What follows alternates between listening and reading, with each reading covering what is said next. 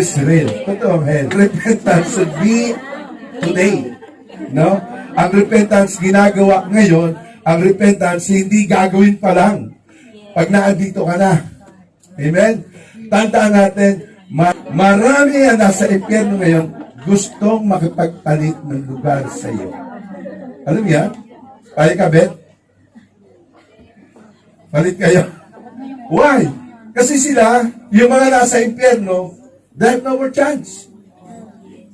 Their verdict is final. It cannot be changed. It cannot be altered. It cannot be revised. The judgment is hell. Now, maraming nasa impyerno, alam ko, nabasa niyo yung Luke chapter 16, verse 19 to 31. Si Lazarus and the rich man. While Lazarus and the rich man, pareho silang namatay sa bahay. Lazarus is living according to the righteousness of God nung siya'y nabubuhay.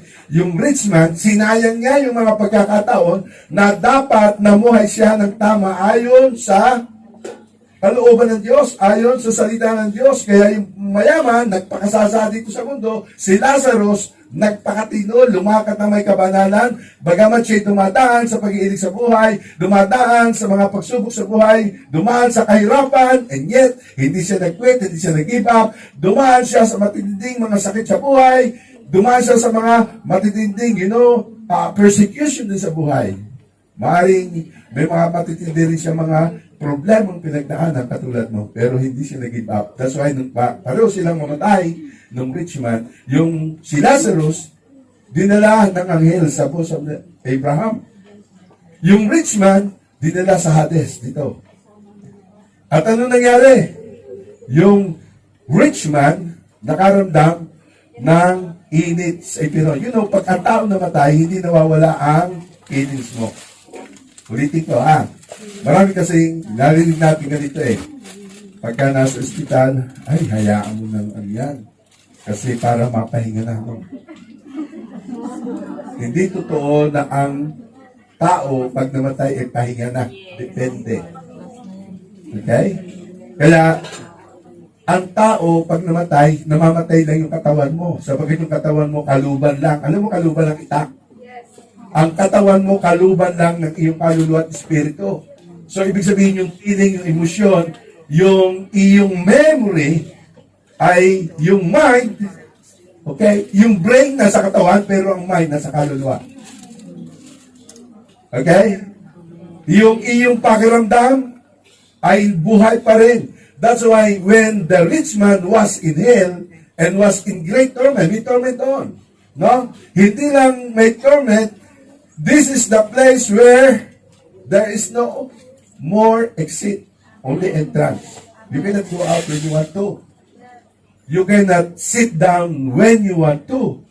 You cannot lie down kapag gusto mong matulog. Kasi bakit? Siksikan yung lugar na yan. Siksikan ang lugar na yan. Balyahan ang lugar na yan. Murahan ang lugar na yan. Lahat yan walang righteousness. Lahat ng mga dito walang, walang forgiveness. Lahat ng mga dito ay nabubuhay sa matinding hirap and torment, at ang sabi nila, if I could ask for another chance, and if I would be given another chance to live, then papalitan ko yung mga nasa FOM. Yung ayaw mag-join ng Zoom, yung ayaw mag-join ng ministry, o di kaya yung mga nagdadahilan, napagod na kaya hindi na nanalangin, yung mga ayaw na magbasa ng Bible, kasi tinatamad, sabi ng mga kaluluwa sa hell, palit tayo. Ayaw mong magbasa ng Bible, ako magbabasa ng Bible, ikaw andito. Ayaw mong manalangin, ako manalangin, ikaw andito. You know what? The rich man suffered torment in hell.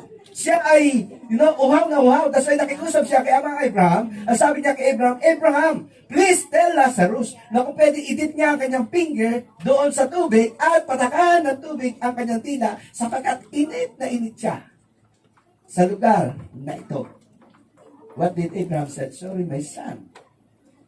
Because when you are alive, when you two are still alive, Lazarus is doing his part, obedience, holiness. He lives with my righteousness, or the righteousness of God, while when you are still living and alive on earth, wala kang ginawa kundi magpasasa sa iyong sarili.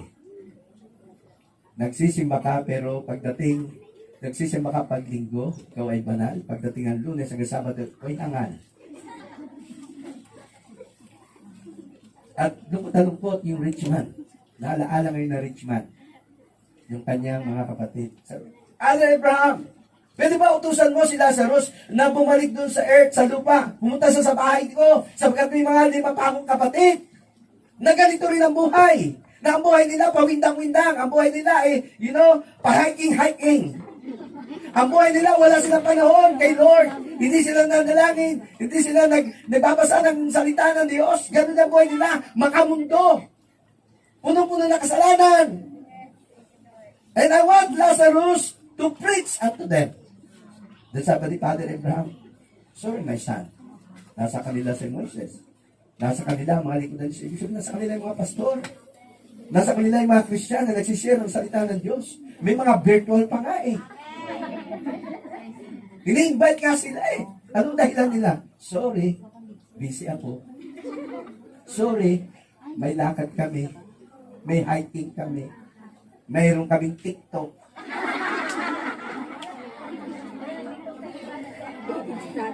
Anong dahilan? And you know what? The soul in hell are asking for a second chance. Pero hindi sila mapagbigay. Tingnan nyo. Look at this. As I was reading Luke chapter 16, I realized na yung palang mga kaluluwa sa hell, sila yung talagang pag nanalangin, totoong-totoo ang kanilang panalangin. Ang kanilang panalangin ay nanggagalit talaga sa kaibuturan ng kanilang puso. Kaya lang, ang problema, hindi na sila mapagbibigyan. Ang problema, it's too late. No second chance. That's why they are willing to swap places with you. Ayaw mo maglikod, sabi nila ako maglikod. Willing ako. Willing akong mapuyat sa song. Willing ako na maglingkod sa Panginoon, mag-attend ng Bible study. Willing akong sumama sa evangelism ng FOM. Kung ayaw mo, ako na lang. Ikaw dito, ako na lang. Ako na lang dyan. Ako na lang ang maupo at pagkitigahan ko makinig ng preaching ng pastor. Ako na lang. At alam nyo, this soul, ang mga kaluluwang ito, ay wala ng pag-asa. Ang mga kaluluwang ito, ay wala ng second chance. No one went to hell by accident. Walang napunta doon, Pastor, kasi nadulas lang ako. Nadulas ka. Pwede mo sabihin ba kay Lord yun? Lord, sorry, nadulas ako, napunta ako ng hell. Ligtas mo dito. Maririnig ka ng Panginoon, pero hindi na niya pwedeng gawing ligtas ka. At that time, pag nasa impyerno ka, si Jesus is no longer your Savior. Pag nasa impyerno ka na, si Jesus will be your judge. Si Jesus will be the one who will say the verdict. No longer, Jesus will say na you have to accept Him as your Lord and Savior. Kasi kahit tanggapin mo siya, bilang yung Panginoon pinapagligtas, wala ng pag-asa. Hello? I believe you are here today because it is God's purpose. Amen. No one will blame God why they are in hell. Bakit wala pwedeng sumisi sa Diyos kung bakit sila nasa piano? Kasi binigyan sila ni Lord ng maraming pagkakataon. Binigyan sa Lord ng maraming choices sa buhay nila. And yet, kahit na siguro ngayon, tanongin ko kayo, sino ang gustong pumunta ng langit? Lahat kayo tataas ang kamay. Sino ang gustong pumunta ng impyerno? Walang magtataas. Pero tingnan mo ang lakad ng buhay. Tingnan mo kung paano ka namumuhay. Tingnan mo ang puso mo. Tingnan mo ang buhay mo. Kahit gustuhin mong pumunta ng langit ko, ang lakad ng buhay mo, papuntang impyerno. I tell you, kahit si Kristo walang magagawa sa iyo. kung hindi ka susuko sa Kanya today. It's your choice. Hindi kayo pinipilitin. At trabaho ko lang mag-preach ng salita ng Diyos.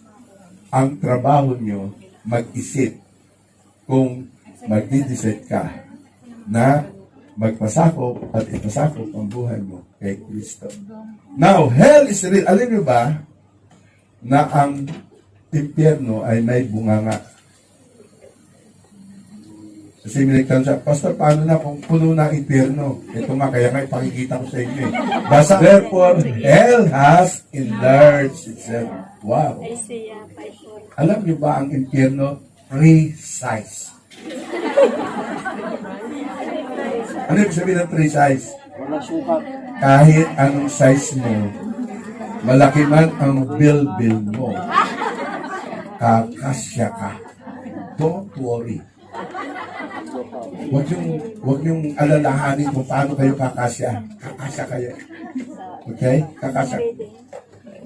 Taas ang kamay. Gusto mong puto dito. Ayaw eh, di ba? Pero check na buhay niyo. Hello? Pagkatapos ito, huwag niyo kayo magagamit sa akin ha. Nasabi ko lang sa inyo, pinasasabi ng Diyos. Kasi alam niyo, nangyayari ngayon, pandemic ngayon, na nangyayari, hindi biro-biro ito.